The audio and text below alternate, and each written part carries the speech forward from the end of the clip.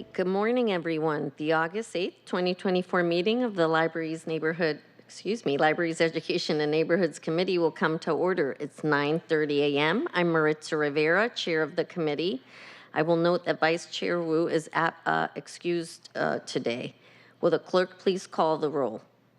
Councilmember Moore. Councilmember Hollingsworth. Present. Councilmember Morales. Here. Chair Rivera. Present. 3 council members are present. Right. If there's no objection, the agenda will be adopted. Hearing no objection, the agenda is adopted. There's one item of business on today's agenda. We have a presentation from the Department of Education and Early Learning on the Families Education and Preschool Promise Levy outcomes. I'd like to thank Director Chappelle and his team from the Department of Education and Early Learning for coming to the council chambers today to present. We will now open the hybrid public comment period. Public comment should relate to items on the agenda or within the purview of this committee. Clerk, how many speakers are signed up today? Currently, we have 0 in-person speakers and 0 remote speakers signed up. Okay, thank you. I will now close public comment period then. Clerk, please read today's first item into the record. Agenda item 1, Department of Education and Early Learning, Families, Education, Preschool, and Promise Levy outcomes. Thank you. This item has been read into the record. As I said earlier, we're joined today by the Department of Education and Early Learning DEEL, Dwayne Chappelle, who will share information about the FEPP levies outcomes. Thank you for being here. Director Chappelle, will you introduce yourself and have your staff introduce themselves, and then you can begin your presentation. Yes, thank you, Councilmember. Good to see you, Councilmember Rivera, Councilmember Morales. It's an honor to be here in front of you today. I'm Dwayne Chappelle, the Program Director of the Department of Education and Early Learning, and I'll turn it over. And I am here. Yes, we can hear you, Director Chappelle. And I also note that Councilmember Hollingsworth is online. So she's here as well. Thank you. Izzy? Dr. Pardo, Director of Impact and External Affairs. Sonia Griffin, Manager of Quality Practice and Professional Development. And I'm Colin Pierce. I am one of the advisors to school-based investment schools. Great. Thank you. And can I remind you, though, to get a little closer to your mics? Sometimes it's hard to hear. Thank you so much. Go ahead, Director Chappelle. Okay. Well, again, it's an honor to be here. So today, we'll update you on the FEPP levy evaluation activities. We'll also discuss insights from our monitoring and performance management efforts, as well as our process and outcomes evaluation. Just want to say that your input is valuable, so thank you again for being here. Director Chappelle, I also want to just tell my colleagues, if you do have questions, just please raise your hands. It's a rather long presentation, and I don't want you to have to wait till the end to ask questions, so please do feel free to raise your hands throughout the presentation. Thank you, Director Chappelle. Go ahead. Thank you. So the purpose of today's meeting is to update the City Council, this committee, on our evaluation activities for the FEPP levy. We'll share insights from our ongoing process and outcomes evaluations to date. This evaluations help us ensure that our strategies are effective, or should I say effectively, improving educational outcomes from preschool through post-secondary education. We'll also highlight areas for improvement to guide further course corrections and decisions. Go to the next slide. Thank you. So the FEPP levy is focused on supporting educational outcomes from preschool through post-secondary attainment. As you can see, our first year of the levy occurred in 2019-20. And shortly after that, COVID-19 occurred, and in our community, and it occurred in our community and impacting our day-to-day lives into isolation and remote spaces. In education, this continued to our 3rd year of the levy. Most of our students returned back into classroom in April of 21.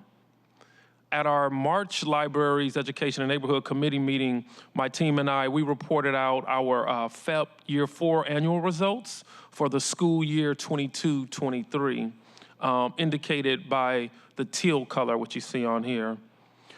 This provided us the trends on how many were served and our progress towards our outcomes. And just a brief reminder, our goals for this levy is for Seattle students to be kindergarten ready, to graduate high school, college and career ready, and attain some type of post-secondary degree or certificate. This past June, you can see that in orange, we concluded our Year 5 implementation of our levy. So next year, we look forward in reviewing the FEPP Year 5 with this committee. And just know that this FEPP levy currently has 2 years remaining. Year 6 will start in September, and this levy concludes in 25-26. Thank you.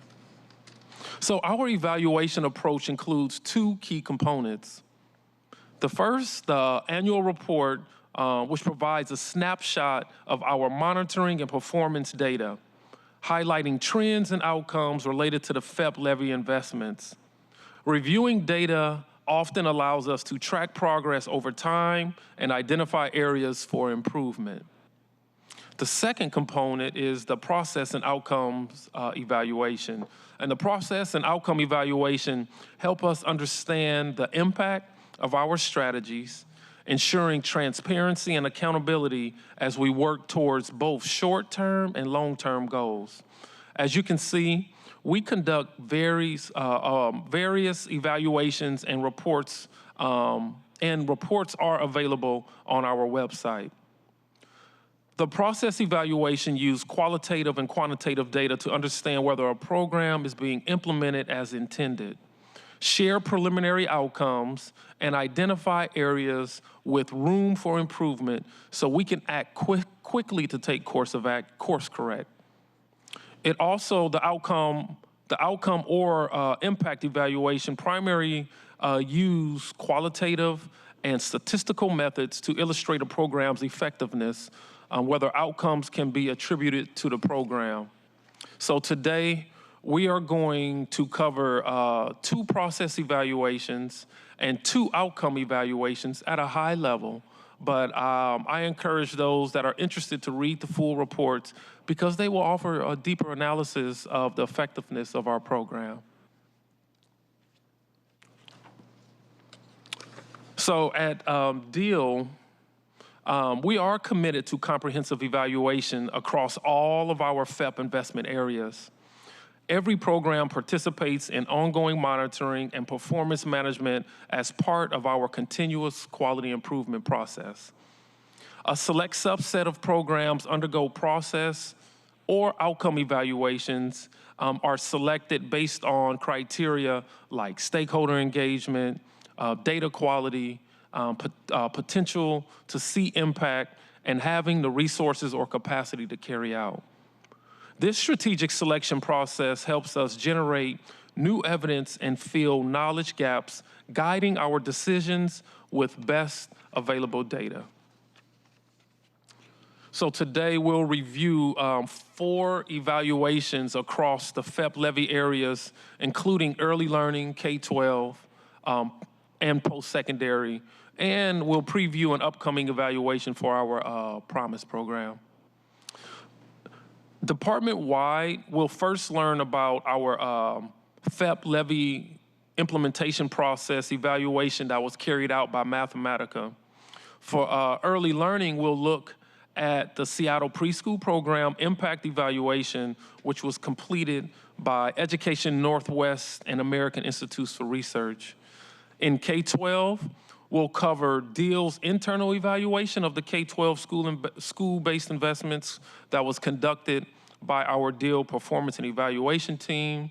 And the post-secondary, we'll discuss the Seattle Promise process evaluation and preview WestStat Insight and the Washington Student Achievement Council's external impact report, impact evaluation. And Director, I just want to note that Councilmember Moore has joined us. Apologies, hello. Good morning, Councilmember Moore. Good to see you. And also a flag for colleagues and folks watching that the links to each of these reports are on this slide. Thank you. So just understanding our evaluations, it does require some clarity on some key terms. Qualitative data, which is information gathered through observations, interviews, and focus groups.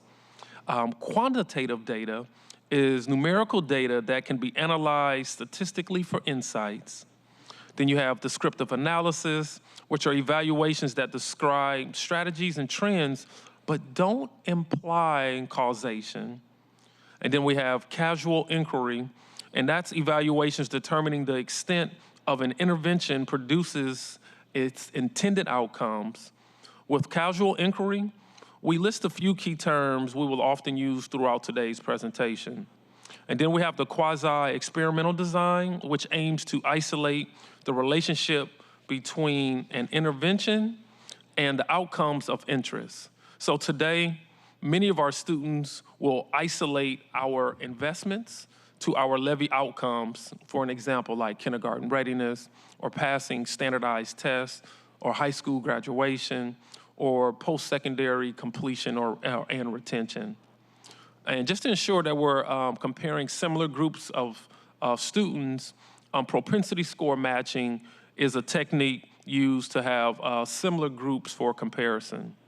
And then the last is statistical significance. This is the degree to which the relationship between variables, so for an example, the difference in an average outcomes between two groups. It could be Seattle Preschool program compared to non-Seattle Preschool program children on third grade reading. And that differs from relationships predicted by random chance. Statistical significance is carried out by conducting inferential statistics, such as a chi-squared test or regression analysis, just to name a few. So I just wanted to name these definitions to frame our analysis and help interpret our findings accurately. Okay. So the first evaluation, as I mentioned a few moments ago, we'll be sharing is our FEPP Levy process evaluation, which was conducted by Mathematica. Mathematica was selected through a competitive bidding process.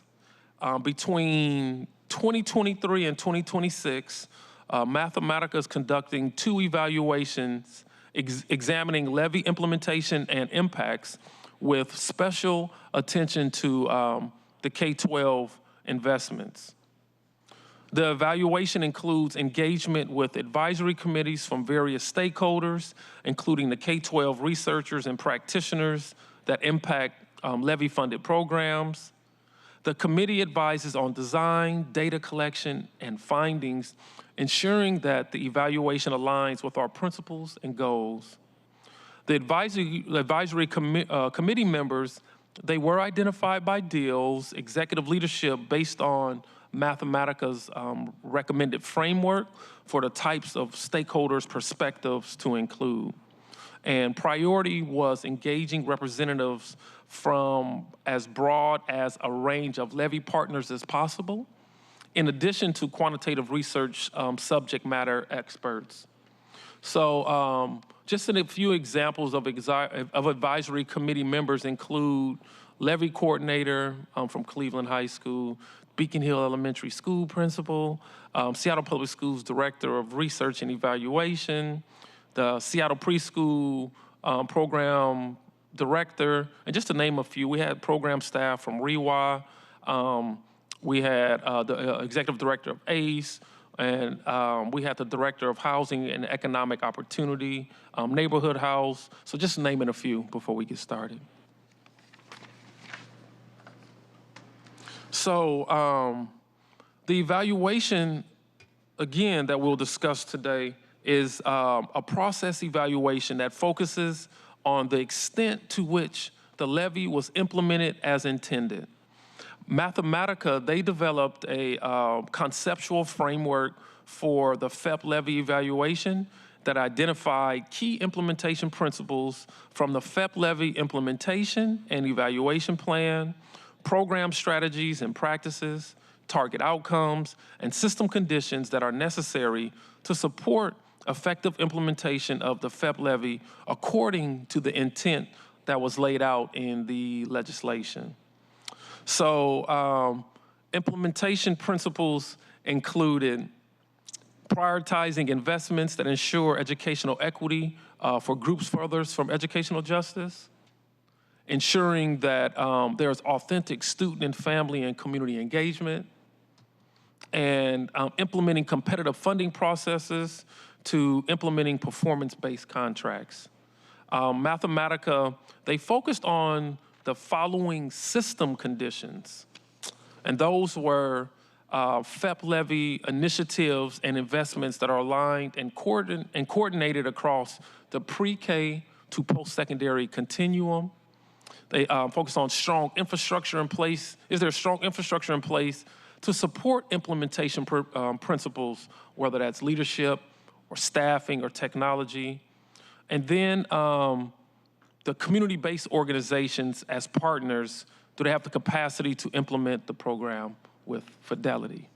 So what I'm gonna do now is I'm gonna pass this over to Dr. Fajardo to talk to us a little bit about the methods and so forth. Thank you, Dr. Chappelle. So to answer the questions Dr. Chappelle laid out, Mathematica carried out or used various data sources. They had 10 interviews with school administrators and levy-funded partner organizations. 6 of those were school administrators, 4 of those were partner organizations. They also carried out a survey of leaders of levy-funded partner organizations, of which 59% of the 91 funded partner organizations filled out the survey. They also carried out 6 focus groups with staff, families, and high school students at the levy-funded schools. Mathematica also reviewed over 20 documents randomly, and those documents included contracts, it included our investment strategy documents, and looked at our funding processes documents. They also looked at SPS administrative data on students, teachers, they looked at their academic records, and looked at school climate data. With the focus groups, there were 7 schools represented across the focus groups and interviews. 4 of them were elementary or K-8, 1 was a middle school, and 2 were high school.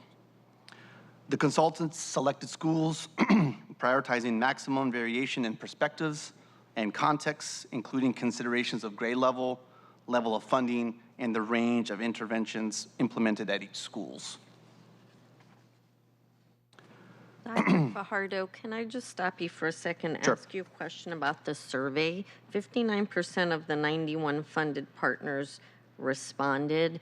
Is there, I mean, you have contracts with these funded partners as part of their contract to make sure they fill out these surveys, because we don't know how well things are going if we don't get feedback from all the partners. So is that something you all are doing or thinking about doing? I just don't know why it's so low on the response on the survey. Yeah, no, that's an excellent question, Councilmember Rivera. So there is a difference between contracts that we have with our levy-funded partners. Oftentimes, contracts and external evaluation and research are a little bit different.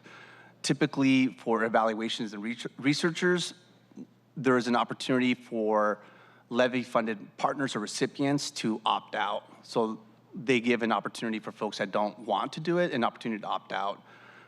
We can encourage and find ways for Mathematica or other evaluators to increase the sample size. In fact, we actually did send emails to principals. We sent ways to encourage increased survey responses. But I hear you that could we add in a clause of our contract to ensure that they can fill out a survey. So that's something that we'll look into and we'll do better. Thank you. I think it's really important too, because it's, again, hard to evaluate if folks aren't, you know, they're the ones that have the information that we need to see how well things are going or to see where we need to make changes. So I would encourage that. Yeah. Thank you. Thank you. So based on the data sources that Mathematica used, they used the qualitative, whether it be focus groups or interviews, to generate themes from the data. They analyzed the surveys to create a descriptive analysis for the study. There are limitations, as Councilmember Rivera just noted, that not all funded organizations are included in this sample, so that is definitely a limitation to this study. In addition, there was a focus on K through 12 investments, mainly because we have other external evaluations that we will present today that were capturing similar information, and we did not, as a collective, the advisory did not recommend doing 2 evaluations at one time for programs like the Seattle Preschool program or the Promise. So Mathematica is triangulating the data to inform their study.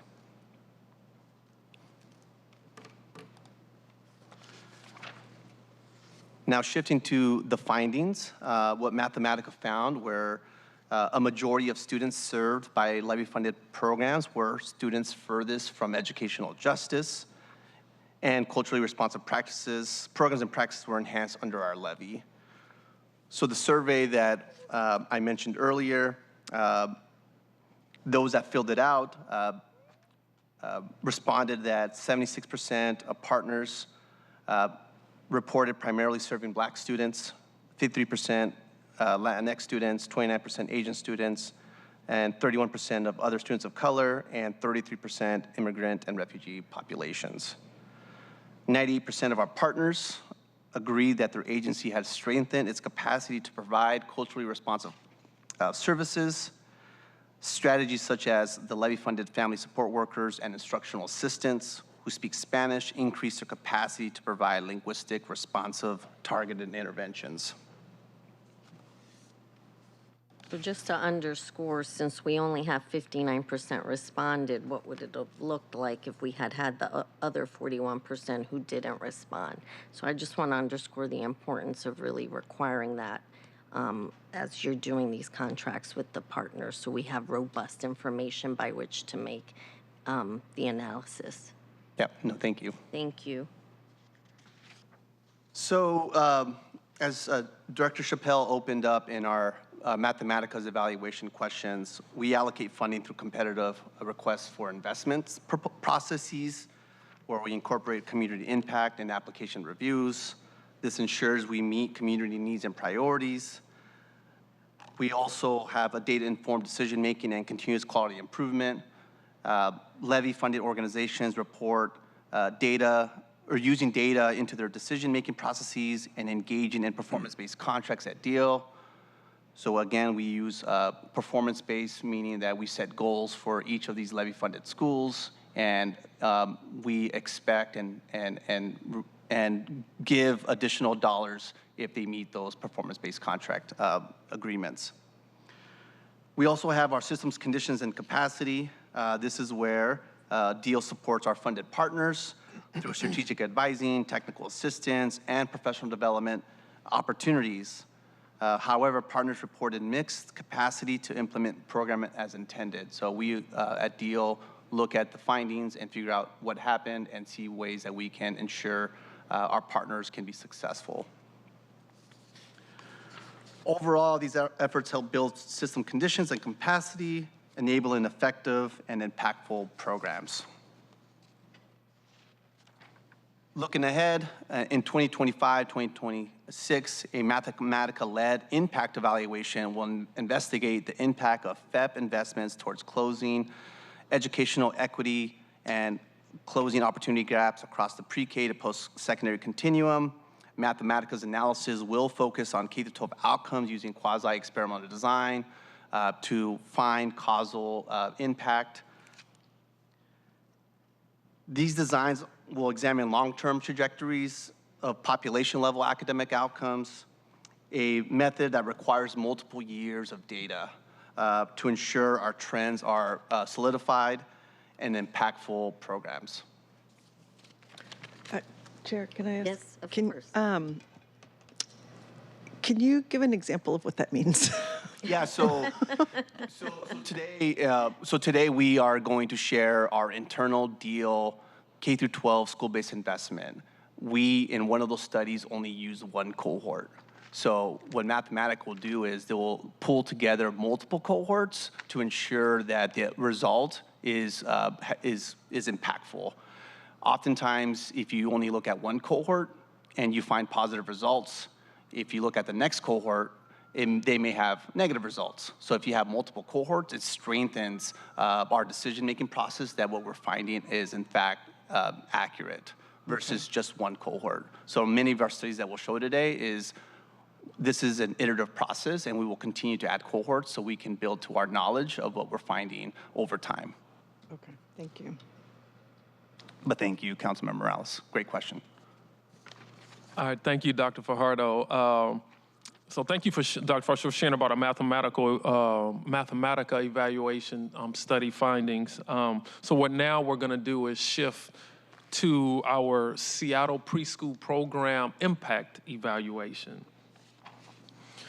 So we conducted a competitive bidding process to identify an external evaluator for the Seattle Preschool Program. We selected a team of researchers from Education Northwest and American Institutes for Research. These organizations are both experts in research and evaluation, and they have a strong track record for evaluating preschool programs.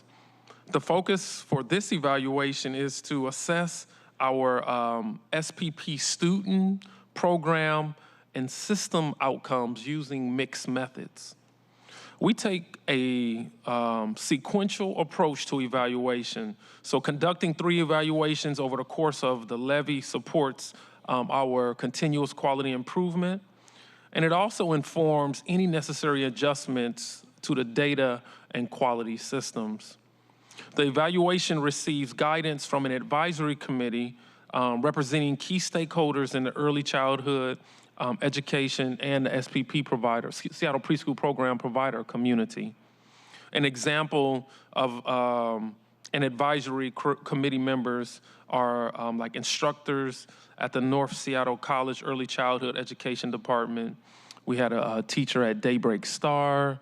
We had one of our Family Child Care Hub coordinators, Child Care Resources. We had program director from Voices of Tomorrow, which is a preschool agency.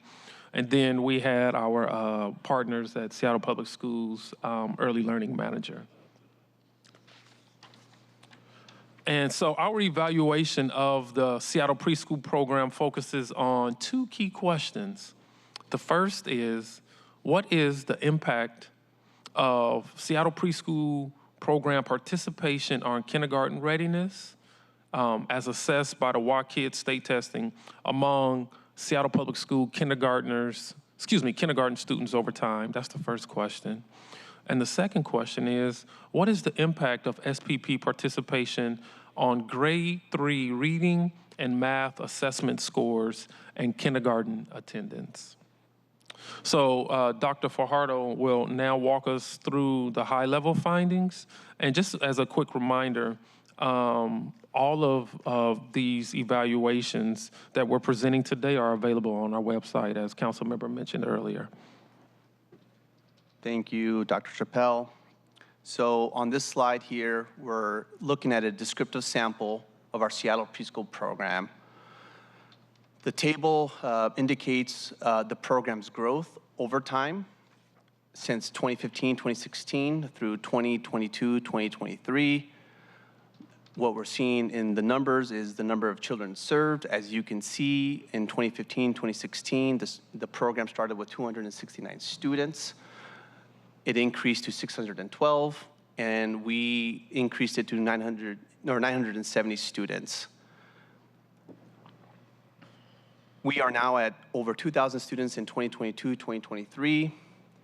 For this study, we looked at our 2017, 2018 for our longitudinal comparisons for 3rd grade outcomes. So what that means is, did you participate in our Seattle Preschool Program as a 4-year-old typically?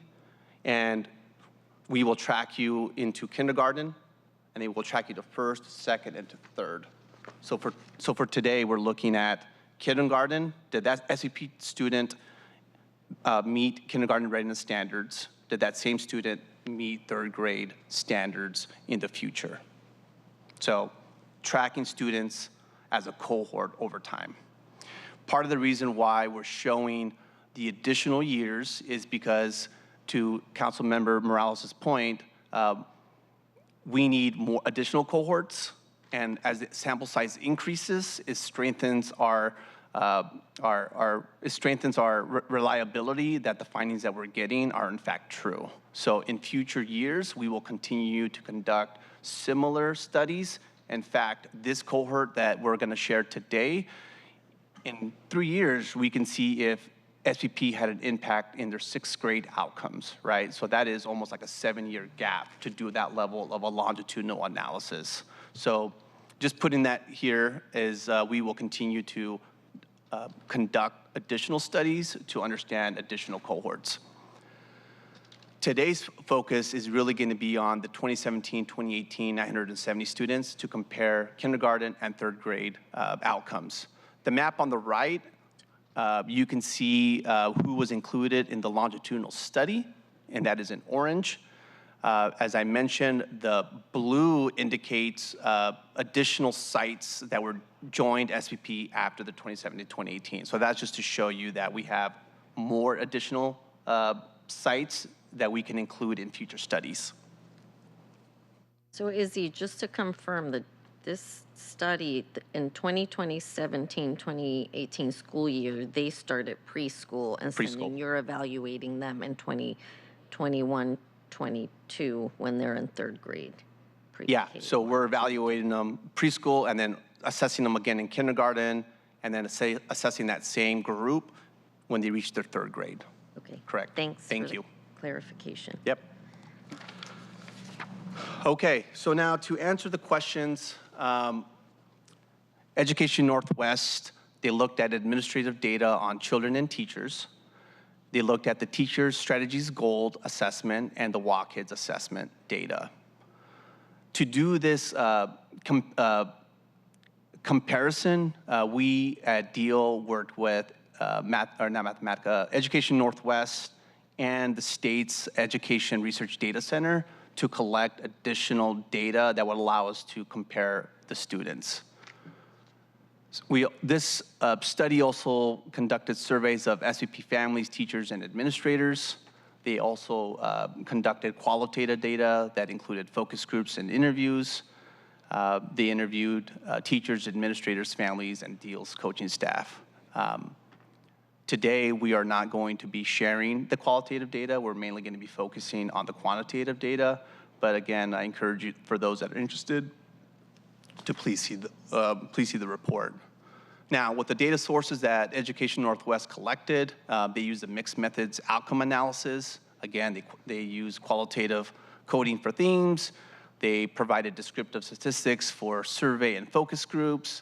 But to do the questions that Dr. Chappelle mentioned, they used a multivariate regression analysis. The quasi-experimental impact analysis, this is done to ensure that we are comparing similar students to similar students. So can we match similar students participating in the Seattle Preschool program? Can we find a similar group based on characteristics of their background that did not participate in the Seattle Preschool program? That will allow us to make a causal impact of our program. And just for folks who may be watching and are not familiar with the terms, just the science terms, quasi-experimental is because you're not actually identifying, you can't identify actual children. So it's a quasi-experiment, it's a not a full experiment because you're not actually dealing with the kids because of ID purposes, correct? Yeah. So I just want to no, thank you for that. Yeah, no, that is true. In education, oftentimes a gold standard is to do a randomized controlled trials. That is, you find a group of students, half of them will be a part of the intervention and half will not be part of the intervention, and then you track them over time. The way that Seattle Preschool program was developed did not allow for that true randomization to occur. the next best thing to do is a quasi-experimental, which is a common causal technique to isolate our intervention to the outcome. So again, it's not the randomized controlled trial, which is the gold standard, but this is the next closest thing that we can get given the data that we have in the program that we rolled out. So thank you, Councilmember Rivera. That is an excellent point to point out. Well, it's an important one, and also important to explain why you can't do the full experiment is because you can't ID the kids. There's you know. Yeah. Correct. Thank you. There were some limitations even with the study. We were not able to get child-level individualized education program data, and we were missing comparison group assessment data in some cohorts from the data that we received from Education Research and Data Center. So it definitely limited our cohort analysis. So this study that we will show today is for one group, and we should celebrate the findings, but also use that with caution.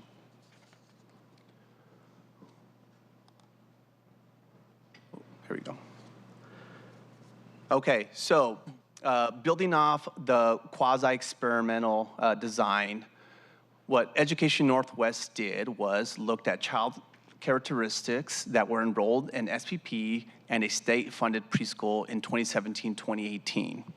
Now, the very left, you can see the characteristics that that Education Northwest looked at, from gender to race, and a few background characteristics of the students, whether they received English learner services, whether they were eligible for free or reduced price lunch.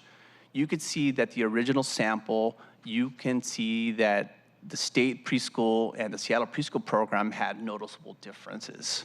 In particular, with the eligible for free and reduced price lunch, where the state preschool had that at 97%, compare that to the Seattle preschool program, had that at 29%. So you could see that there are noticeable differences, and it's best not to compare these groups as is. So what happens is you create an analytic sample using some of the variables that are on the table, and you match them.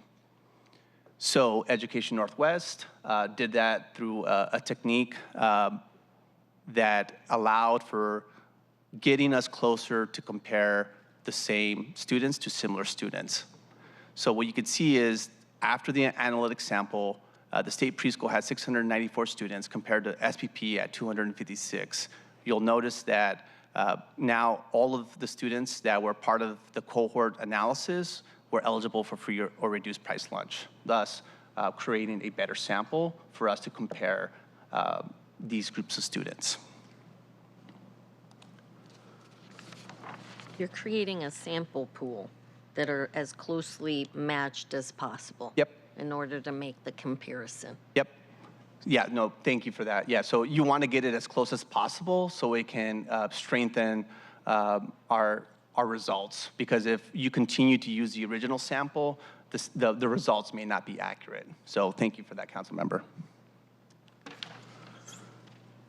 Okay, so now to answer the question on how SPP students did in kindergarten readiness compared to similar students, what Mathematica found was that students that participated and had higher SPS kindergarten attendance rates and had higher WAKID scores in all domains compared to state-funded preschool children.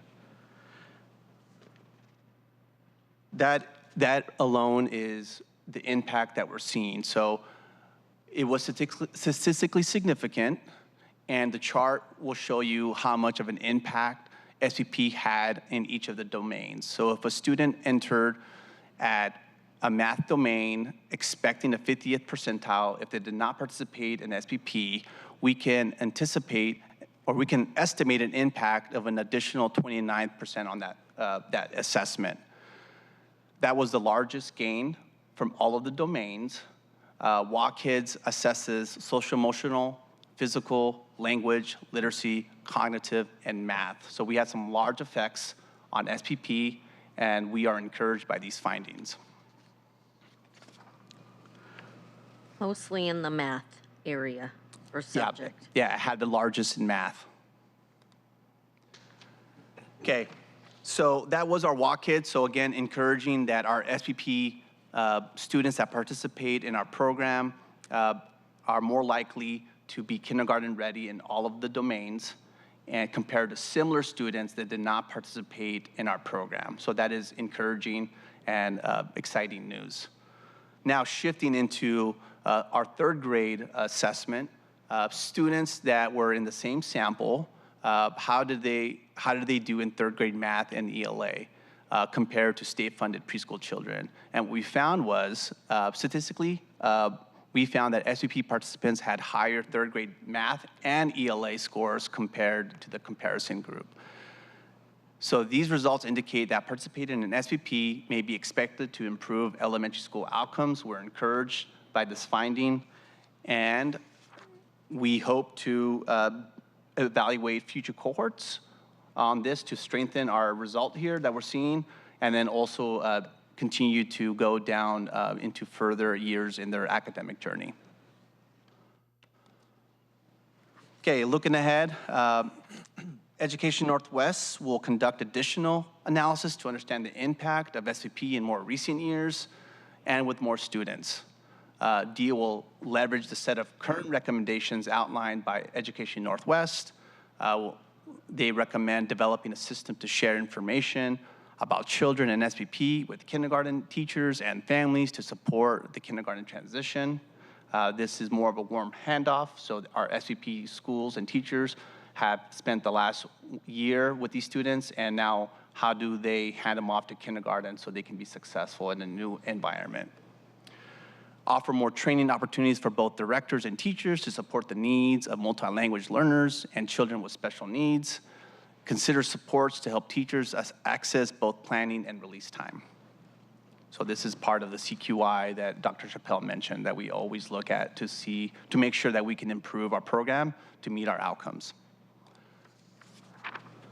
Thank you, Doc. Basically, this just shows that the RSPP program is trending like the national trend that shows if kids have access to preschool programs, they're going to be kindergarten ready and have better outcomes in elementary school. Yep, thank you. Thank you, Dr. Fajardo. So this next part, you'll see that what DEEL did, we conducted an internal evaluation of our school-based investments, our school-based investments that was focused on student intervention and school-level impact.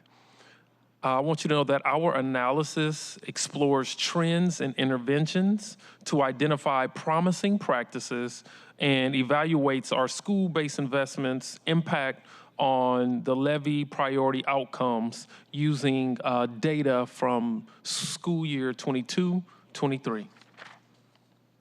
And these are for K through 12. Yes, correct? this is K through 12. Thank you, council member. So DEEL, our performance and evaluation team conducted an internal analysis. The evaluation was focused on two areas, student interventions and school level impact. We explored intervention level outcome trends to identify promising practices and opportunities for future analysis. Then we evaluated the longitudinal impact of the school-based investment on Levy priority outcomes using a quasi-experimental methods with available data. The evaluation conducted was in 2024. We leveraged implementation data from school year 22 to 23. So as I mentioned a few moments ago, some evaluation questions. Next, here are two questions, or should I say two areas of inquiry our evaluation addressed. And what they did, they addressed these following questions right here. What interventions does DEEL fund at the SBI schools? Are these investments linked to student achievement? Which student interventions are most effective? And are students at Levy-funded schools more likely to improve their academic proficiency compared to non-Levy students? So these questions really helped us assess the impact of our investments and to identify areas for improvement. How many schools do you have that get the There's a school-based? total of 30 schools, 20 elementary, 5 middle, and 5 high schools. Thank you. Say it again, Councilmember. Thank you. Oh, okay. So what I'll do now is pass this off to Dr. Fajardo to talk a little bit more about the overall impact. Thank you, Dr. Chappelle. So to answer the first question, we looked at the student intervention outcomes. We used a correlation analysis where we looked at the descriptives and performed a chi-square test. Oftentimes, this is a pre and post study period comparing to non-participant trends. This study here looked at the first year, or year one of intervention data for school year 2022, 2023. The second study, or to answer the second question, we looked at the school level impact. This is a longitudinal cohort analysis looking to find causal impact. So if you were a first grader or in kindergarten who did not meet a kindergarten readiness, we assessed whether by third grade you were meeting that standard. If you were in sixth grade, or if you were in sixth grade not meeting an academic standard, did you meet that academic standard in eighth grade? Same thing for ninth grade. We looked at ninth grade over time for the freshman students that were participating in our intervention. By the time they got to our 12th grade, did we see improved academic outcomes? And I'll provide more details into the data sources and our cohorts in future slides.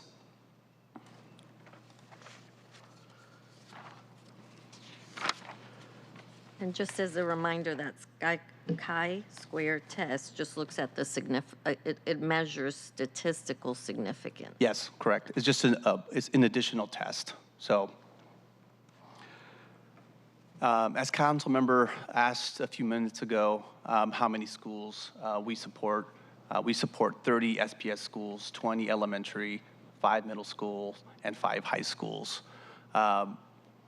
This is a total population of about 16,000 students, indicated by the blue box. I do want to also note that SPI complements other levy investments. We also have school-based health centers, wraparound supports that we have, and culturally specific and responsive programming that is in addition to our school-based investment. So it's also important to keep that in mind as we're looking at the information. And you have school-based health centers at 29 of the 30 Yep, schools? correct.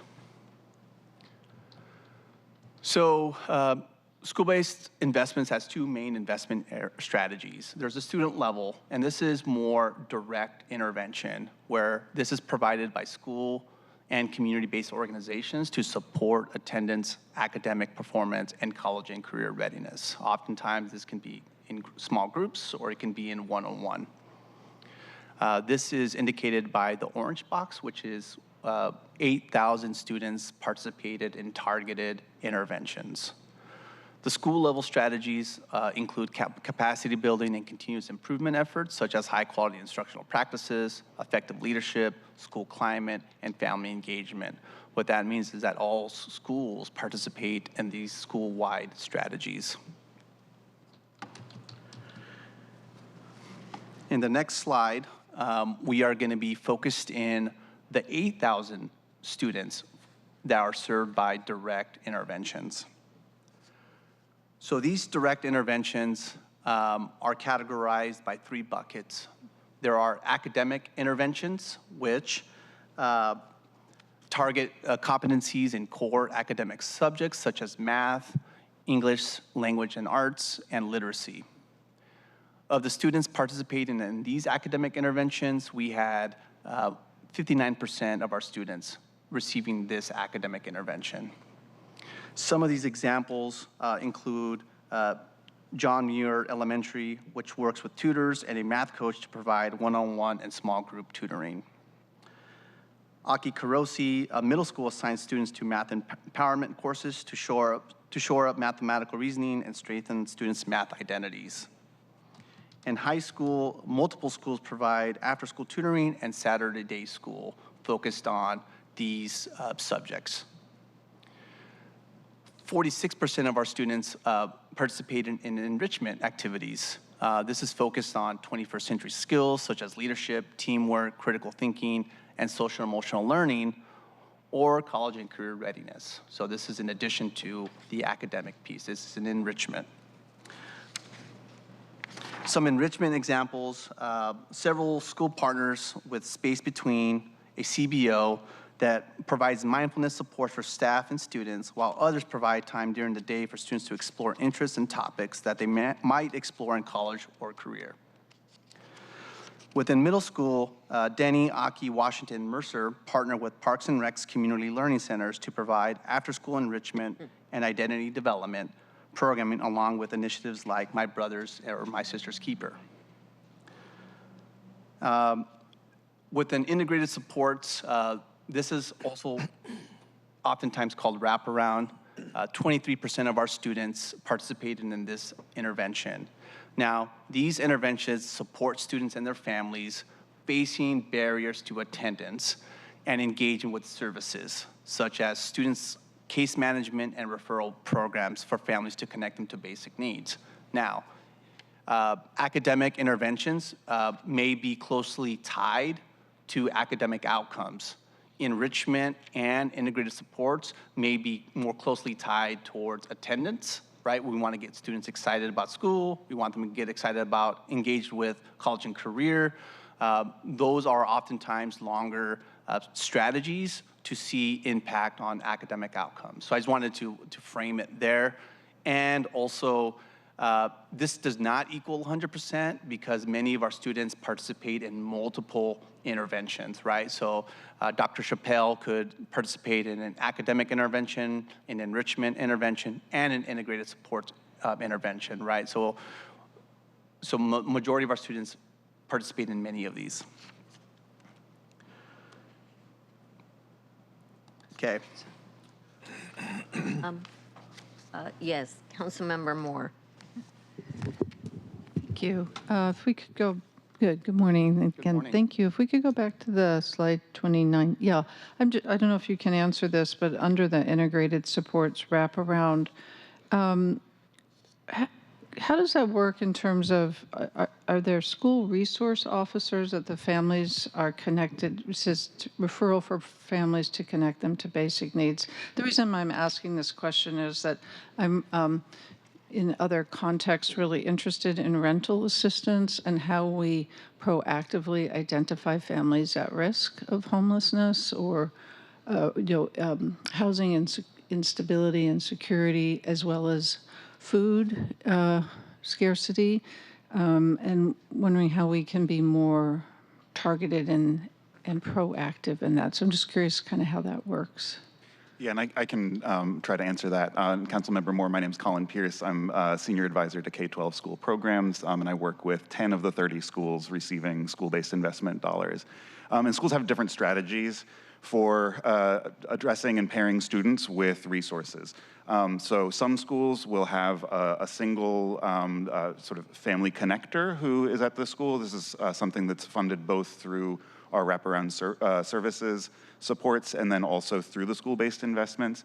Other schools, and this is more common at the high school and middle school level, there will be case managers, like student success coordinators, who will be connecting students to the resources that they need based off of what those case managers are seeing on the ground.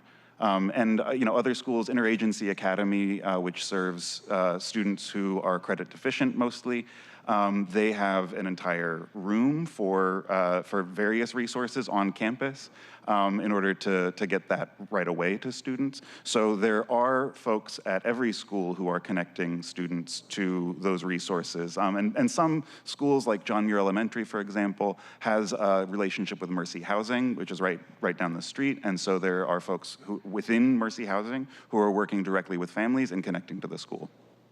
And are those SPS resources? I mean, because we do our resources as the city, and through the levy, we provide supports. And then also Seattle Public Schools provides this support also in some of their schools, or I think most of their schools. Do you know? Yeah, so some of the resources are Seattle Public Schools resources. There are McKinney-Vento supports for students, unhoused students, and those are funneled through the district. But there are other supplemental supports that we provide. And the folks who are connecting students and families with these wraparound supports, don't necessarily always distinguish between which are district and which are city and which are coming from which places. They're really focused on like what are the needs right now, and how can we get students connected with those services. And I only raise that because multiple entities are working on this investment, which is great. I mean, it's what we should be doing, but Absolutely. And there's a lot of collaboration, I understand, but correct Yes. me if I'm wrong. Yes, there's a lot of collaboration. Oftentimes, teams within schools are meeting regularly in order to not only raise concern about students or sort of report back on successes, but also to improve their own systems for connecting students to resources. It speaks to the power of our partnership. Yeah, and just as a Seattle Public Schools parent at Ingram High School, I have seen this working at Ingram High School and how the team of resources folks who help kids at the schools come together and meet in order to problem solve. And it's not just the students that need, for example, what Seattle Public Schools calls a 504 plan. It's in general, if a student needs support, folks who work in this space, both SPS staff as well as the supports that we provide will work together. Okay, thank you. Thanks. Thank you. Okay, so that was a descriptive sample of what the students were participating in, and now we're getting into the correlation or the chi-squared test to answer the first question. Now, what we're seeing here is our outcome is focused on attendance. As a reminder, regular attendance for Seattle Public Schools is 90% or more. Here, I want to acknowledge, before we get into the data, that the data since the pandemic, since students returned back to class, attendance has been a problem at the district-wide, so not just our school-based investments, but district-wide, there has been a decline since the pandemic. That is no different for our students.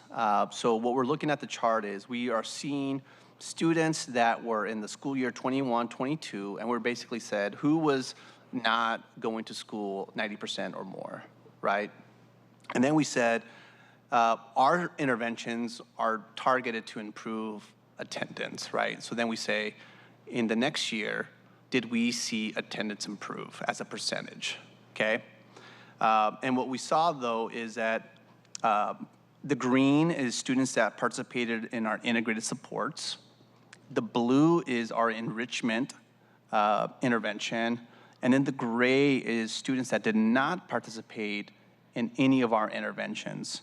And what you'll see is attendance in general was an issue for all of these students. However, within integrated supports, we found that there was a smaller decline in attendance compared to non-participants. It was statistically significant at a 5% difference, and this suggests that our interventions are effective in mitigating attendance issues, particularly for high school students. So again, ideally we would want this to be a 0 or a positive. However, keeping it in context, we can see that our integrated supports does make a difference in mitigating the attendance crisis that we're seeing at the district. So definitely something to highlight, and I wanted to make sure that we understood that, although negative, our investments are still kind of supporting and to not have it be the 14% that you see in the gray column. Okay, I'm going to shift gears into academic progress.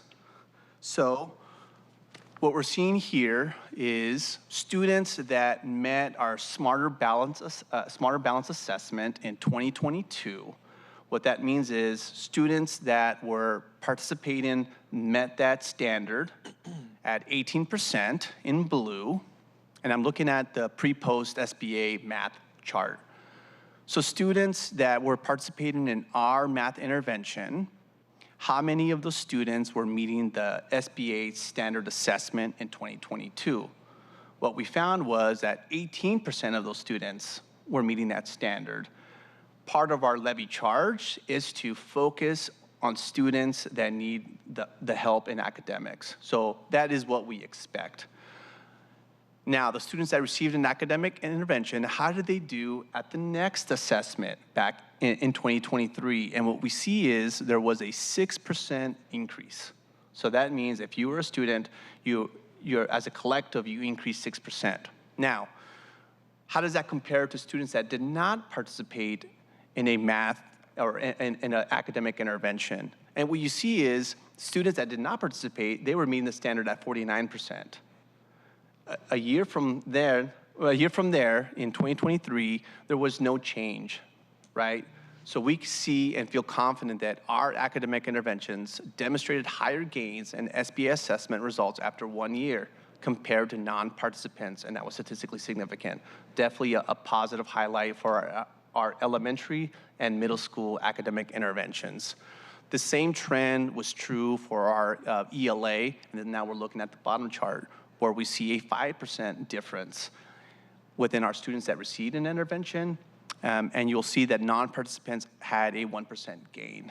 So definitely encouraging that our investments are targeting the students that need the most support, and we're seeing a bump in the next following assessment. So something to celebrate.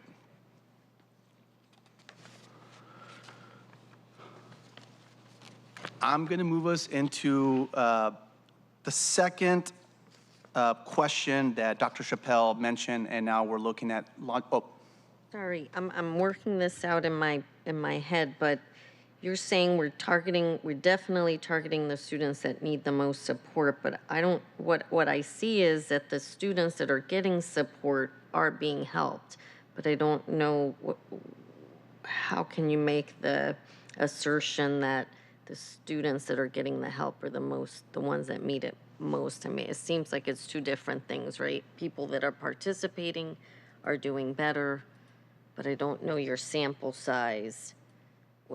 You see what I'm saying? Yeah. It's not necessarily that we're capturing everyone who needed the most support. Yeah, Or those that needed the most support. It's just the ones that had this support did better. Exactly. Yes. Yeah, so the ones that were struggling academically and received their support, we're seeing an increase in both math and ELA. Great. Yep. Thank you for the clarifying clarification. that. Okay. Moving us along to our second question, which is more of a longitudinal question, right? We are looking at elementary.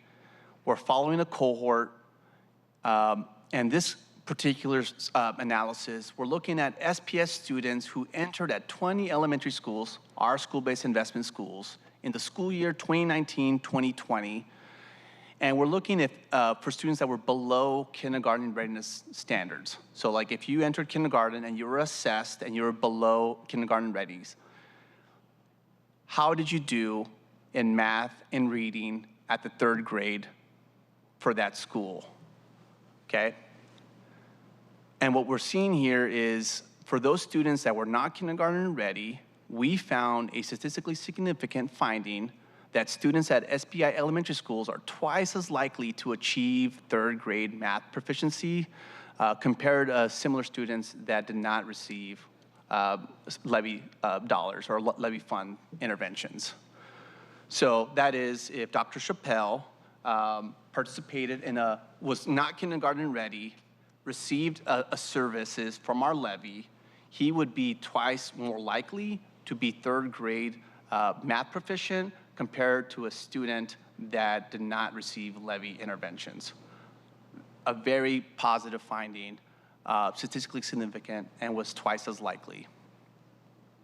However, we did not find that statistically significant odds for reading. They were just as likely. What that means is if Dr. Chappelle was not kindergarten ready, participated in an intervention, Colin Pierce on this side was not part of a levy funded, they were just as likely to have the same results. So there was no impact. For the ELA. Than the other, right? But we found it for third grade math proficiency. Oh, Can I ask a question? More, sorry. No problem. Any thoughts on why that is?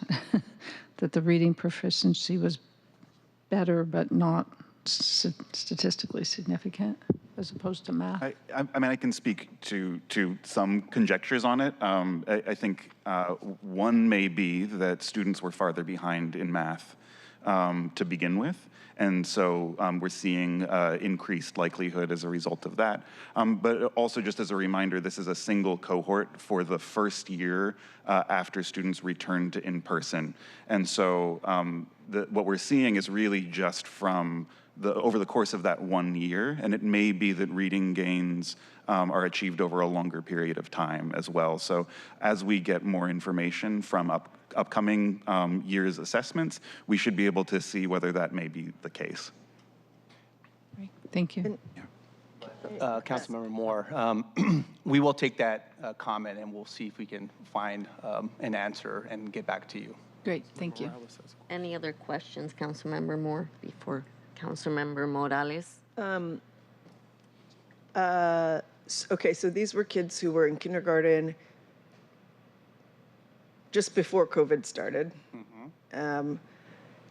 I guess what I'm trying to understand is, do you know, like when we're talking about the interventions or the investments that they participated in, does that mean necessarily that they were involved in something all 3 years? Do we know? And does that impact how they perform? Yeah, no, that's an excellent question, and that's definitely an inquiry that we're interested in looking at. So the question, when I hear that question, I think of like dosage over time. So, right, so if you were a kindergarten who was not, you were below standard, you received an intervention that year, did you continue to receive interventions in the following years? I would think yes, but I would need to confirm. So definitely we'll get back to you on how many interventions and if they were included in that cohort. Well, and for this cohort in particular, I'm thinking, I remember visiting a school last year, and at that time, these were second graders. And the second grade reading teacher saying, like, these kids are still catching up, right? Because they didn't have kindergarten. They didn't sit down in circle time. They didn't have an adult reading to them. And so they come into her class and they have no idea what that means because they didn't experience it. So there's a lot of other, I guess, maybe that's culture of the classroom learning to do, or I don't know, social emotional learning that they missed out on. And so it's just making me wonder about what other services, in addition to the academic stuff, services that they need, what this particular cohort needs in order to catch up from having missed such important learning, like cultural learning about what it means to be in school. Yeah. One thing, and I just want to make sure I'm clear on this. We're looking at the school level impact here. So this is not just students receiving intervention. This is by virtue of being at a school receiving levy funds. This is the impact. So it's not just the students receiving direct intervention on these subjects.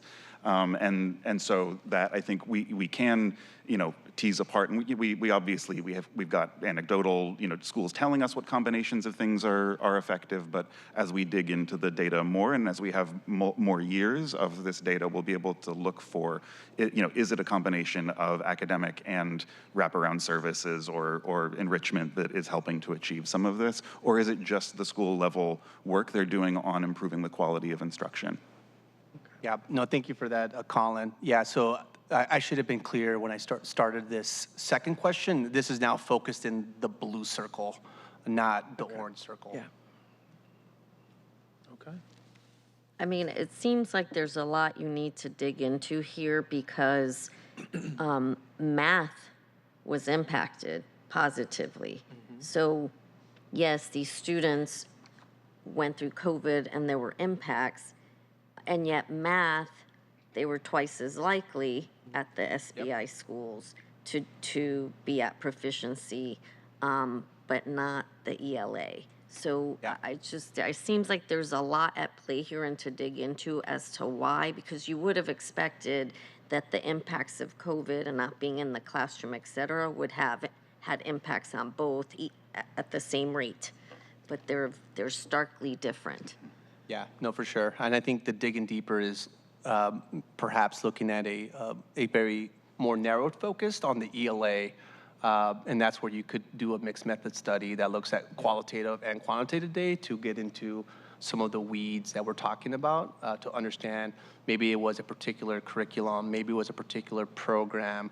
Oftentimes it can be variation in what schools select, so maybe it was a couple of these, right? So there's a lot that we could dig into, and I will make note of that and hopefully follow back up with this committee. Thank you, because I think we don't have to wait until, I appreciate what you're saying, Colin, but I think we also we can do a sub analysis of this data for this particular cohort still, working with the SBI schools and those principals to find out what is going on here starting now versus having to wait till 6th grade when they probably do these assessments again, because a lot of time will be lost.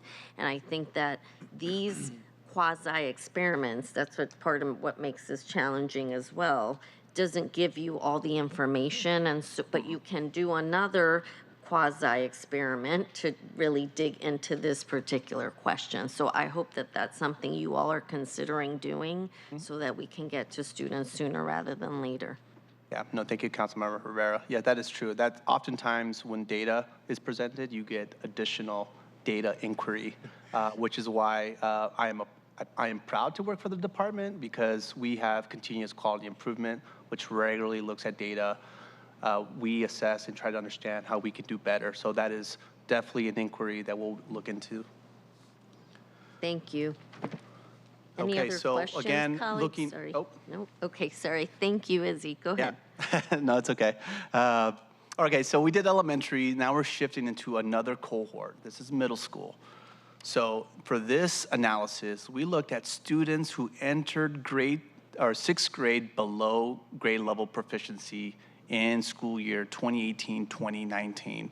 And what we're basically seeing is, do students that participate in our Levy schools, can they be proficient by 8th grade in math, in reading, and ELA, compared to non-Levy schools, okay? And what we found is we saw math, again, be 4 times as likely to be proficient compared to non-Levy schools. However, it was not statistically significant. So there's something else happening for these students that we could not figure out why it's not statistically significant. So something is happening in our comparison groups. For ELA and reading, they were just as likely. Again, something we'll have to look into in the middle school, in particular, school-based investments, to see what is happening. What these findings show is that, yeah, there's positive findings for math, however, not significant. So that is the finding. Moving on to high school.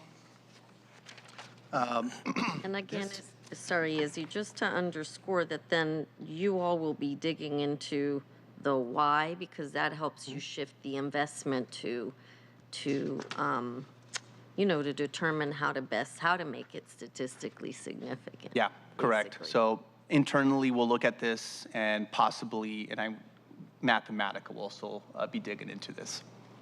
If I can add something on that, just that while we're working with this data in aggregate, our schools are working on a regular basis, examining their own data and trying to track why there may be growth or not. We don't have access to the same data because of privacy and FERPA reasons, and so we get this data in aggregate, and we can work with schools who are doing regular data analysis to get what they're seeing, even if we don't have access to the exact same data. And do you do that? Do they they can't share the actual data, but they can share the result, the ending result, like we have here? Yeah. That doesn't have. Yeah, so we get de-identified data, meaning that Director Chappelle, we know that he was in 12th grade, taking these classes, got this GPA, attended school this many days, received these GPA, and did not graduate, right? Like, we get that level of data, and we also analyze it in aggregate like we're presenting today. What Colin is saying is Seattle Public Schools has additional data sources. That's what I'm Yeah, talking like about, that Izzy. can pinpoint Dwayne Chappelle and then can provide direct interventions. So there's just a little bit of data that we get a lot of data, but not the personal, like, identifiable data. Yeah. But I guess what my question is SPS share the results of their data, not Dwayne's actual numbers, but the results of what they're seeing, so you can compare their results with your results? Yep. Yes, yeah, Okay. we can, and I think the point I was trying to make is more that while we are looking at how we can identify what's happening in aggregate, the schools are already digging into that on their own, and we're in constant communication with them, so both their observations and the aggregate data will be able to help inform us on what might be happening. We'd love to see that. If you do a comparison between the SPS and what you're seeing, that would be really helpful as well. No, thank you for that. Thank you. Yep. Okay, so I'm going to move us into the high school cohort study. Again, this is for our 5 school-based high schools compared to non-Levy schools. And what we're seeing for this study is we assess 9th graders who were not meeting or passing core courses in 2018-2019 or the class of 2022. And what we found was, and we looked at two outcomes. One, did they pass courses in 12th grade? And did they graduate on time? What we found was students at school-based investment schools entering high school below standard credit accumulation had higher odds of on-time graduation than their non-SPI peers. Again, they were just 3 times more likely to graduate, however, not statistically significant. For passing core courses, they were just as likely. So Levy high schools compared to similar students in schools, just as likely.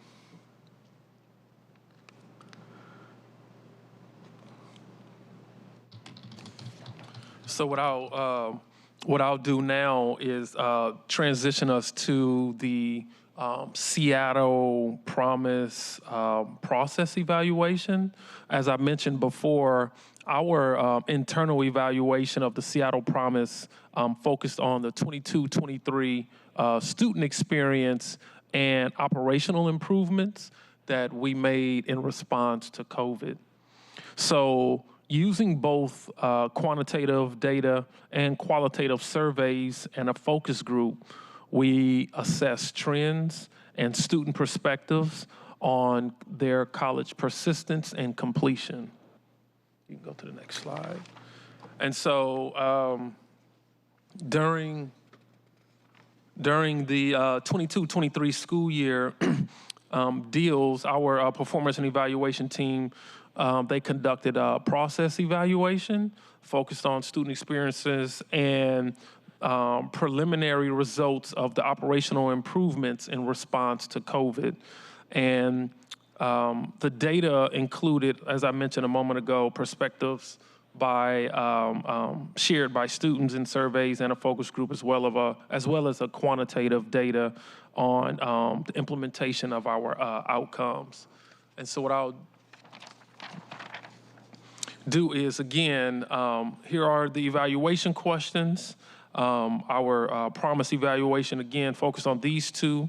How did persistence and completion rates change for the students enrolled in 21-22 school year?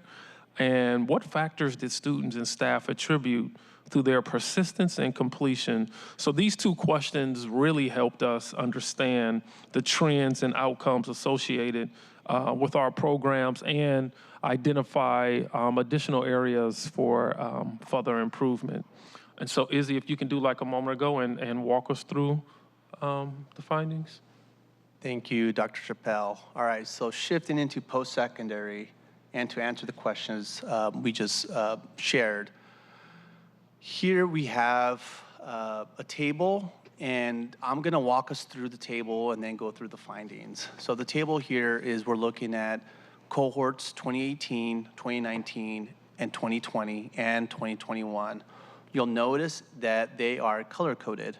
2018 is the cohort where Promise first begun, and this cohort had 6 high schools and was before the pandemic hit. So all of these results that we're looking at are for retention. So a 1-year retention refers to students enrolled in their first fall to spring, and the 2nd-year retention refers to scholars enrolled in their 2nd fall to spring.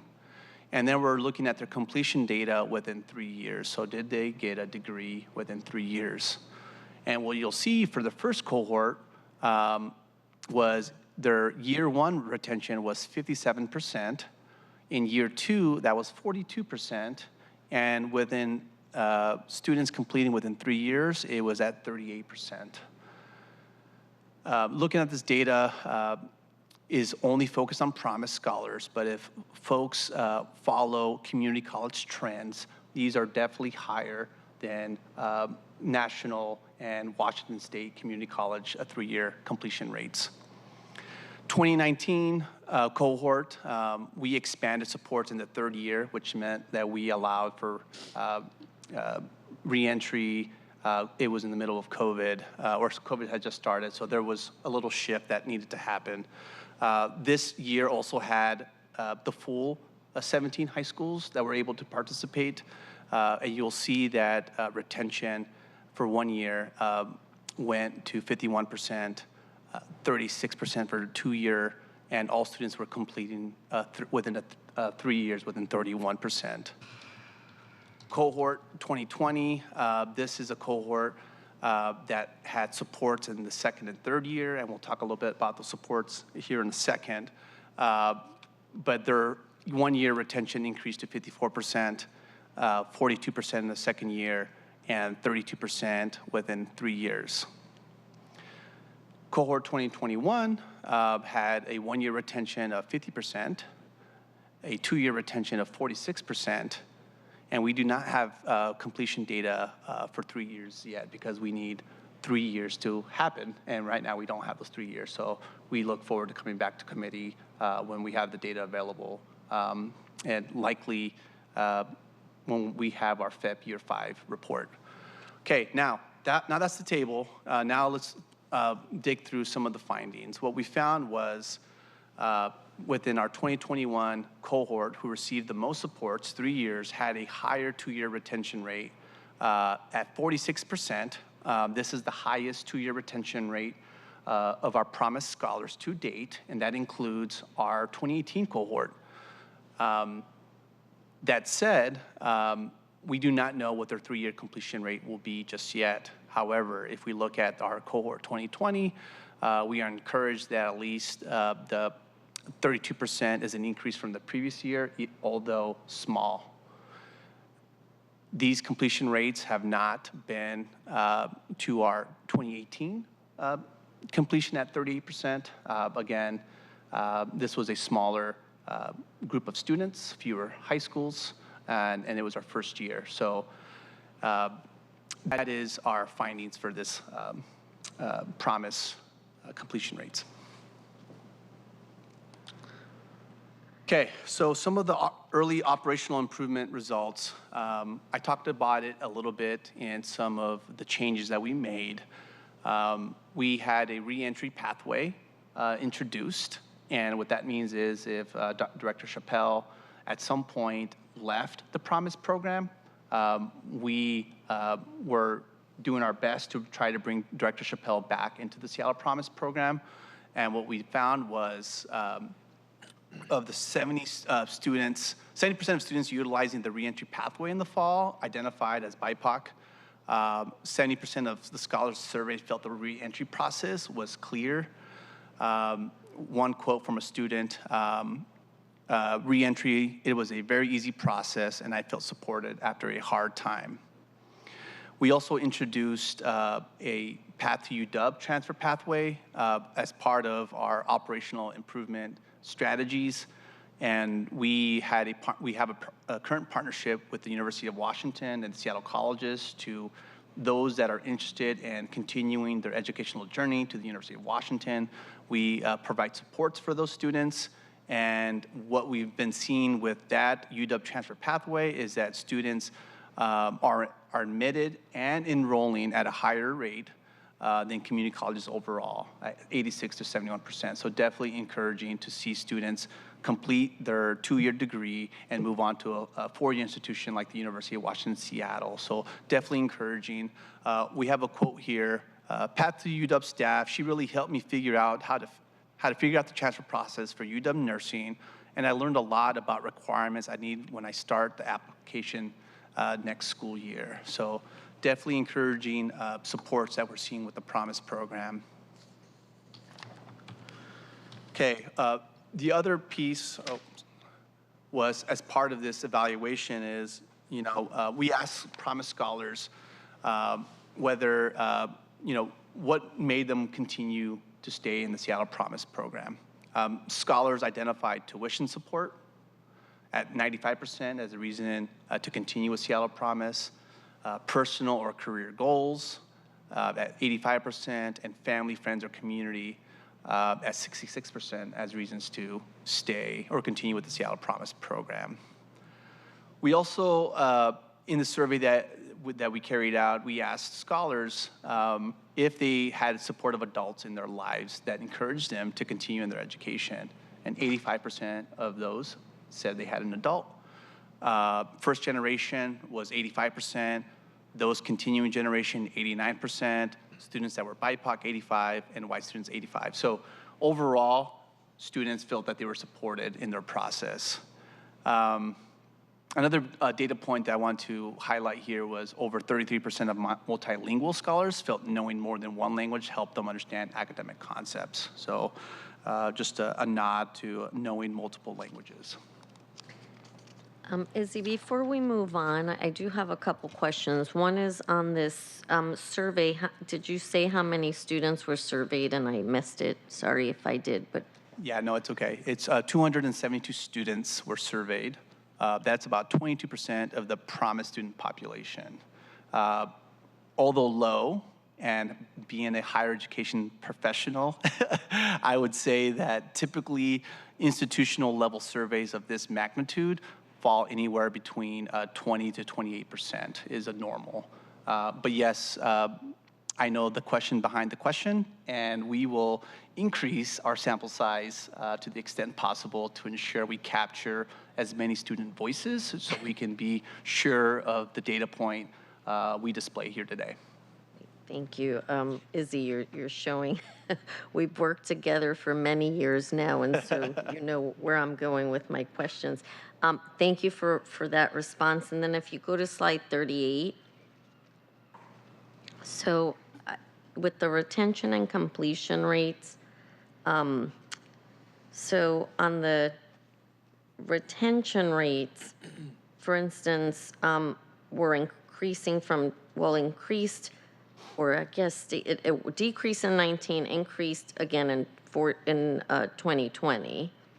But then the BIPOC student completion rates in 2018 have just steadily decreased, even though the retention in 2020 increased. So do you have information about that?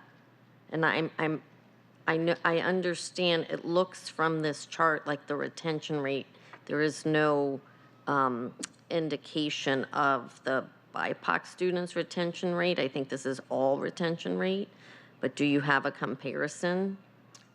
Not today, but we have it and can share it. That would be great, because then you really can see, is retention up, but completion rates are not. Right. I mean, it's hard to tell. If you're going to separate the populations, it's helpful to see then the retention for each of those populations you've separated out. Okay. So you can really compare. Thank you for that, Council Member. Okay. Okay, I think we're in the home stretch. All right, so now we'll slide over to the Promise Impact Evaluation preview. So we partnered, at DEEL, we partnered with WestStat and the Washington Student Achievement Council to evaluate the impact of the Seattle Promise. This ongoing evaluation is set to conclude in December of 2025, and it will provide valuable insights into the program's effectiveness in advancing post-secondary access and degree completion. WestStat, they are a leader in rigorous research, data collection and analysis, technical assistance, evaluation, and communications. WSAC, or WSAC, Washington State, is a Washington State agency working towards raising educational attainment through strategic engagement and program management as well as partnerships. So the evaluation will be focused on a few things. So phase one, it will be a detailed analysis of cohort outcomes like enrollment, persistence, and completion. And then phase two will be estimating program impact on student outcomes. And as of right now, so like I mentioned, the review spans from January of 2023, and it'll conclude in December of 2025. And the final report will be ready then in December 25 as well. So here are, as I mentioned earlier, a few of the evaluation questions. And so for this one, the key question is in this evaluation were, who does Seattle Promise serve? How do applicants fare in college enrollment and completion? What characteristics are associated with persistence? And does the program help to close race-based opportunity gaps? So these questions aim to assess the program's impact and, as you know, identify areas for improvement. And as before, what I'll do is ask Dr. Fajardo to walk us through some of the methods. Okay, so thank you, Dr. Chappelle. So we are now entering a causal space. So we are going to be looking at correlational descriptive chi-squares and logistic regression, and we'll do qualitative focus groups. The impact study will have a quasi-experimental design. It'll have a multi-level ordinary least squares regression, and we'll have a propensity score matching. Again, this will be conducted by WestStat, a leading organization in evaluating promise programs specifically. We have been working in partnership to gain all of the necessary data to conduct this study. Some of the data that has been a challenge to collect has been understanding students' financial situation and how that impacts their application, their enrollment, retention, and completion. We currently at DEEL do not have that data and therefore could not do this type of analysis. So a third party in WestStat, through their research and their human subject review board, have received approval to gain access to that data to complete this level of study. So projected insights, we will assess to what extent did Seattle Promise scholars differ from high school graduates overall, estimate the extent to which program components are associated with the Seattle Promise applicants' college enrollment, progress, retention, and completion outcomes. This will have longitudinal outcomes similar to the studies that we shared today. They will estimate a causal relationship between Seattle Promise and key outcomes compared to a similar groups of students. Now, that concludes all of the data that we'll walk through. So I'm gonna do is bring us back at a summary level just to signal to the audience and to you all council members, what does this mean to DEEL? One, I would say that the findings are highly encouraging to DEEL despite cohort data limitations due to COVID disruptions in data collection.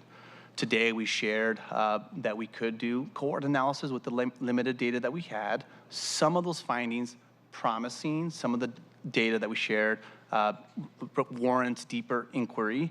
And the third piece is can point us in the direction that we want to head. Like the second finding, SPP participants continue to be more kindergarten ready than their peers who attended other preschool programs. Exciting new evidence for SPP impact on third grade proficiency.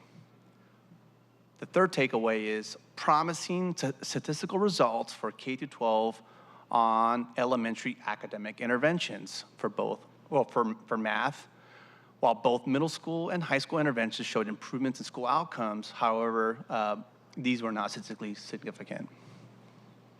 The fourth is Seattle Promise data shows progress towards closing racial opportunity gaps. We have implemented programs to bolster BIPOC students in our reentry pathway as well as our UW admission. I will acknowledge that we will have deeper inquiry into the retention of year 1 and year 2 and follow the BIPOC students to see if there's areas for ways to support them along those steps.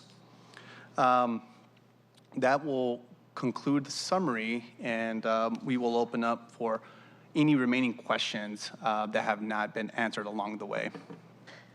Thank you, DEEL. Colleagues, any questions? I just have one more question. Going back to the point that the chair made about BIPOC students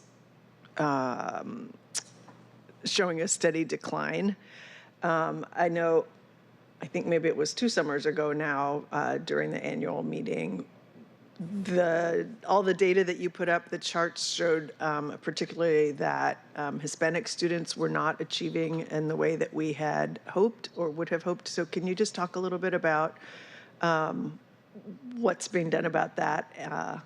And is that information, if we dig around in here and the links that you've provided, is that information in there?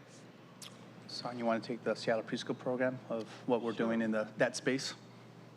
So in the Seattle Preschool, in that space, we have a dual language initiative, and so we are focusing, leaning in on supporting teachers to support children's language and literacy development, and I think we are starting to see some promising trends among those students in terms of looking at their teaching strategies, goal assessment results, and their WA Kids results. So thanks to our amazing performance and evaluation team, being able to really look at this data and make mid-course corrections along the way, doing a lot around training those teachers, providing coaching. So it's very robust and it's promising in terms of that initiative and focusing on our dual language learners.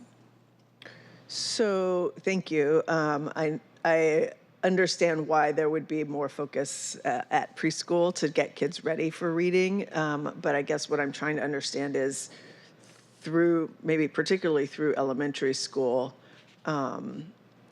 if there are different kinds of interventions that are needed. You know, if you know by the 3rd grade level that Hispanic students are still not performing well, what do you do in that case to support them better?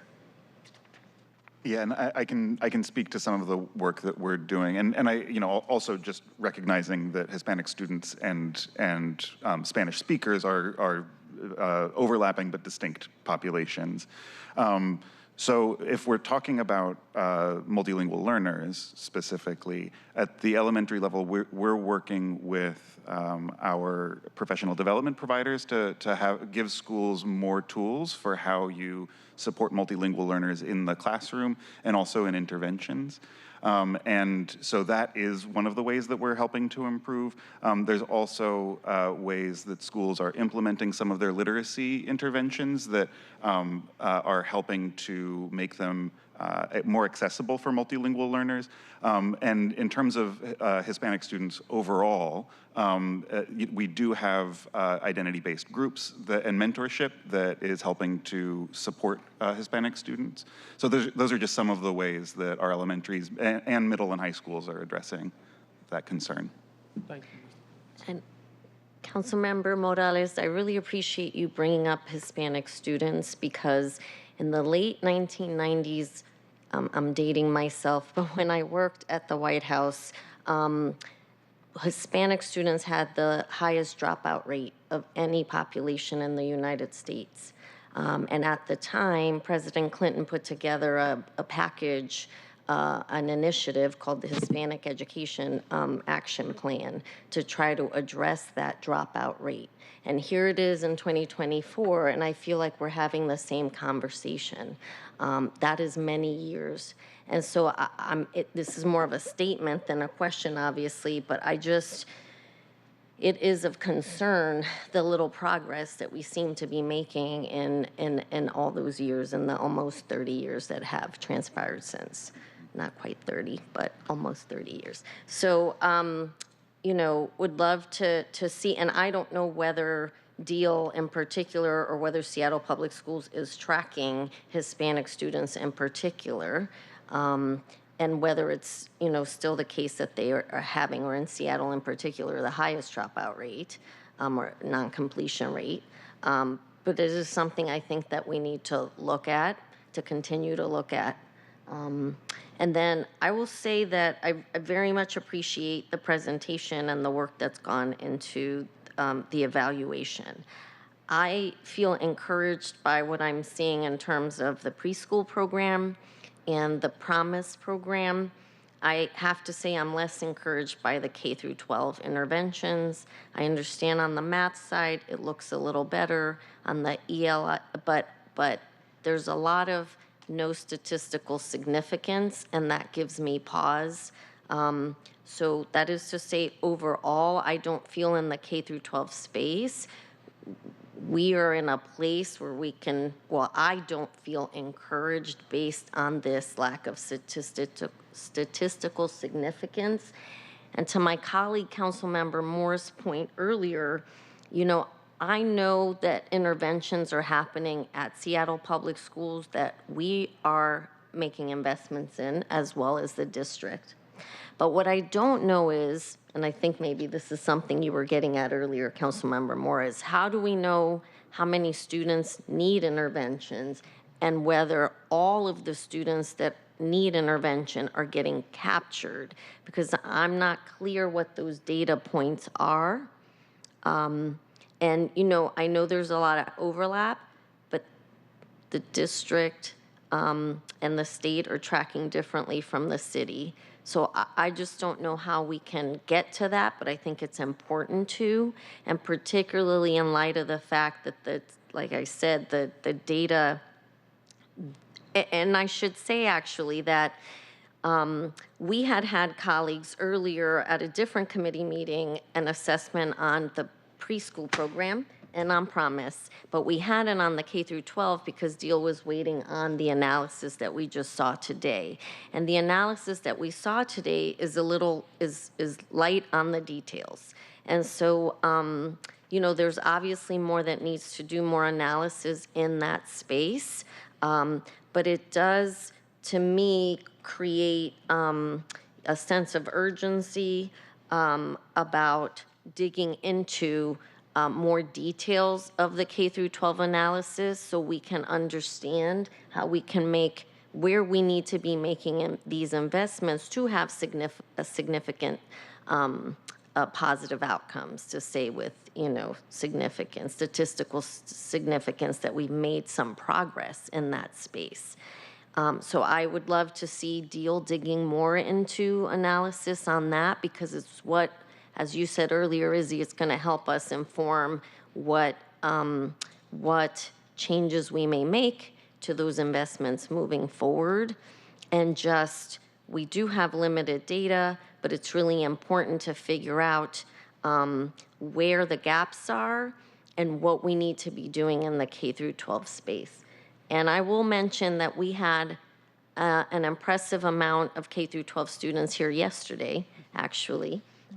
Which I was very happy to see them and engaged. I always love students being engaged, civically engaged. But it goes to some of the things that they were saying, some of the supports that they need. And obviously there's a lot of overlap in the K through 12 space between education, so DEEL, and HSD, the Human Services Department. So, I'd love to see more collaboration, or maybe you're having it and we just don't know about it, so want to be fair there, but would love to hear more about it, because I do feel like right now in particular, what we're seeing in middle and high schools in this city with a lot of school violence, et cetera, all of this is related. And so how do we analyze the data on the school-based investments that we're making, because some of those are wraparound, to make sure that we're putting the investment where it needs to be put so we can make an impact positively on these students in the city in all of these areas. And I will note that in the K through 12 space, it's in the middle and high school intervention spaces that we are in the not statistical significance space. So would love to see DEEL digging more into that. I think it's really critical. It's really necessary to help inform where these investments need to be going in the future, and not for the next levy, but starting now, if possible. So, but thank you, DEEL, for always being a great partner and for coming today to present on these outcomes.